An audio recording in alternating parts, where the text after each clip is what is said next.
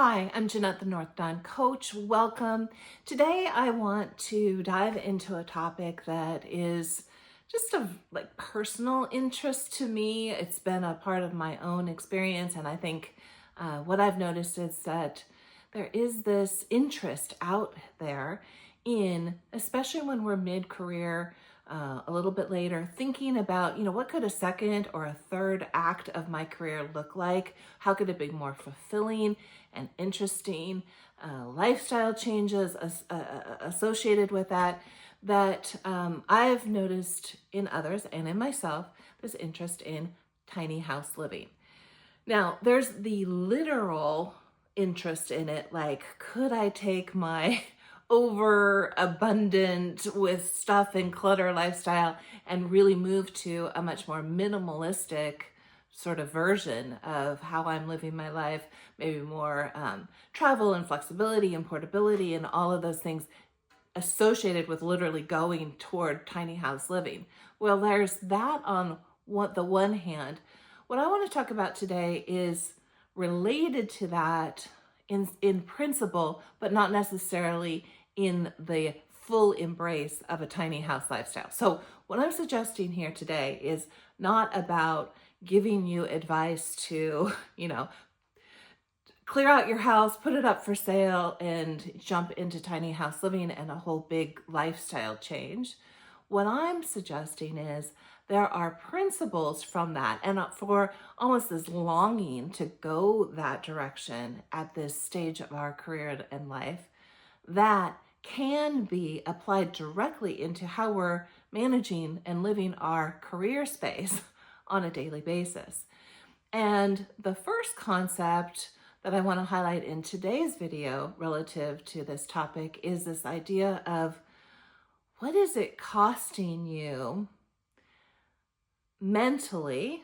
What's it costing you, maybe even financially, to be maintaining the full, we'll call it a mansion, like the full big version of your current house or your current mansion, your current state of your career? I would offer that if I had to guess about what it is that is going into maintaining your career at this particular juncture in your overall career trajectory, that there's a lot of time, energy, resource that you're putting into the maintenance of that career. And these are the kind of things that I'm thinking about when it comes to maintenance. There's all the other things that are not the pure joy and fulfillment of doing the kind of work that you're doing. They're all the supporting pieces that if you work inside of an organization, you probably find yourself tending to, devoting quite a bit of time to. So it's all the political maneuvering around things, kind of the intrigue of what's going on within the organization, being able to read the tea leaves and, make strategic moves within that sort of a system. Who do you talk to? Who do you go to? What do you say? How do you position that? The bloat of meetings and planning and the talking about the work, essentially, rather than the doing of the work, all of that my guess is tends to take over, right? Like if there were a split, it wouldn't be 50-50 between the work that you're doing and all of the other pieces, that it's more like, 80% of the time you're spending on all of those maintenance related things versus getting close to the work that you actually have loved and still do at its core, but that gets covered over by what is happening in terms of the maintenance.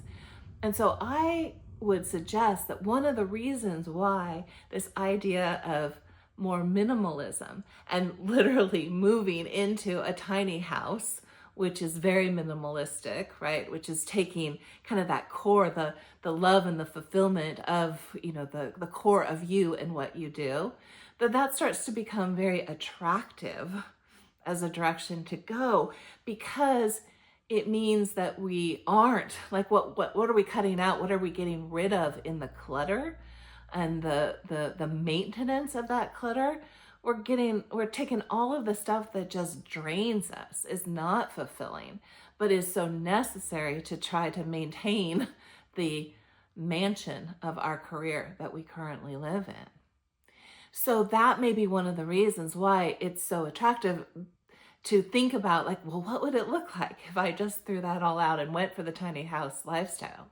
What I'm suggesting here is that may not be for us. That probably is not it for me. And that doesn't mean that we can't make significant changes into how we're managing the career aspect so it can feel like we can get to the core of what really matters most to us. So when you think about the work that you're doing, first of all, does this idea resonate with you? Does the idea of like, I want to do a whole lot less of that and really focus on the core resonate for you? If it does, then let's think about, well, how can we get a situation going that can bring more to us of that joy and fulfillment, less of the maintenance and the heaviness, the bureaucracy, the politics, all of those things. How can we get rid of that? So I'd offer first, let's start with doing an inventory of like what's possible within the current circumstances. Maybe some things that you thought were non-negotiable actually could be changed. So what are those kind of things? What do we have to work with as building blocks? And then if we were to entertain a change, a pivot, a transition to something else, what are the top 3 things that we'd want to take with us? If we left all of the extras behind, all the maintenance things, what are those things that we'd want to move forward? Because if we can identify what those things are, we have something to work with when we're thinking about, okay, well, how can we build a strategic plan toward what we're doing next? So that's this first idea around our interest in tiny homes is, well, the solution that sort of a move makes to taking the weight of the maintenance of the mansion of the career off and bringing it to something that's much more light and flexible and movable and fulfilling. If you are sort of at a stuck point when you're thinking about, I'm not sure about all these pieces and how they fit together, I'd be happy to spend some time with you in a free, complimentary 45-minute career strategy session. I'll drop a link to the sign up to find scheduling in the description box so that you can find time for that. I'd be happy to meet with you on that. Okay, that's it for this week. Thank you for joining me, and I will be back next time for more career topics, including tiny house living. All right, take care.